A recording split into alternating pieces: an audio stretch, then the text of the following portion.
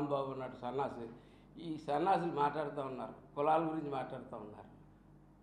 నేను ఈ సన్నాసులు అందరినీ ఒకటి అడుగుతూ ఉన్నాను, పవన్ కళ్యాణ్ గారు కాపు పార్టీ అని, కాపులు ఇదని, కాపులకు అన్యాయం చేస్తున్నారని. మరి మీరేం చేశారు? ఇంకా పవన్ కళ్యాణ్ అన్నవాడు ఇంకా పరిపాలనలోకే రాలేదు, ఇంకా స్టార్టే చేయలేదు, ఏమీ చేయలేదు.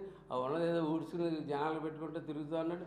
ఆయన ఆదర్శంగా తీసుకుని ఈ కుర్రోళ్ళందరూ కూడా ఊడ్చి ప్రజలకే పెడతా ఉన్నారు. మేము అంత ఎప్పుడు చూసినా మేము ప్రజలకే పెడతా ఉన్నాం. అటువంటిది ఆయన మీద మీరు కులాలు అంటగట్టి మాట్లాడుతూ ఉన్నారు.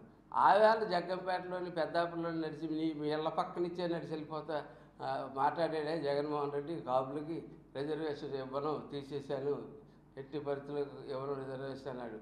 మరుసటి రోజు ముందు రోజు కాలేజీలో జాయిన్ అయినోడికి అగ్రగుర్రాలకు ఇచ్చి 50% ఇది ముందు రోజు ఉన్నవాడు రెండో రోజు లేకనే చేసిన వ్యక్తి తూర్పుగోదావరి జిల్లా వచ్చి, అటువంటి వ్యక్తిని కూడా కుక్కలా తిరుగుతున్న మీరు ఇవాళ పవన్ కళ్యాణ్ గారి గురించి మాట్లాడుతున్నారంటే మీరు ఎందుకు సరిపోతున్నారు?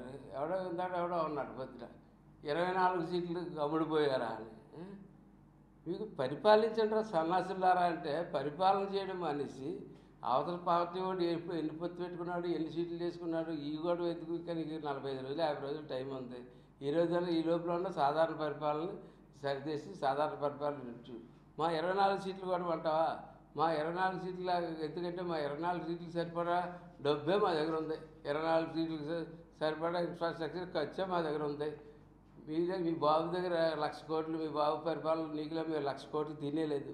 మా కాయ కష్టంతో మా నాయకుడు కాయ కష్టంతో పార్టీని నడుపుకుంటూ వస్తూ ఉన్నాం. నేను ఇంకో ఛాలెంజ్ కూడా చెప్తా ఉన్నాను. మేము 24 సీట్లు 100% స్ట్రైక్ రేట్ తోటి మేము ఎదరికెళ్తా ఉన్నాం. నీకు చెప్తా ఉన్నాను, నువ్వు 170 సీట్లతో పోటీ చేస్తాను. నువ్వు 23 సీట్లతో రా, 23 సీట్లు నగ్గి వచ్చిన రోజు ఖచ్చితంగా నువ్వేం చెప్తే అది మేము చేయడానికి మేము సిద్ధంగా ఉన్నాం.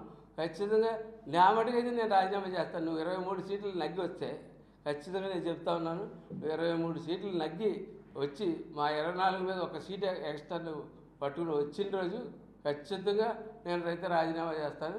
ఒకసారి ప్యాలెస్ దాటి నీకు ఎన్ని సీట్లు వస్తాయో బయటకి వెళ్ళి ఒకసారి మారు యాస వేసి తెలుస్తుంది నీకు ఎన్ని సీట్లు వస్తాయి. దారిలో కానీ యాసం కానీ ఇప్పే కనుక మొఖం పేలిపోయేటట్టు కొట్టేస్తారు ఆడవాళ్ళు. అది చూసుకోమని చెప్పి తెలియజేసి సెలవు తీసుకుంటాను.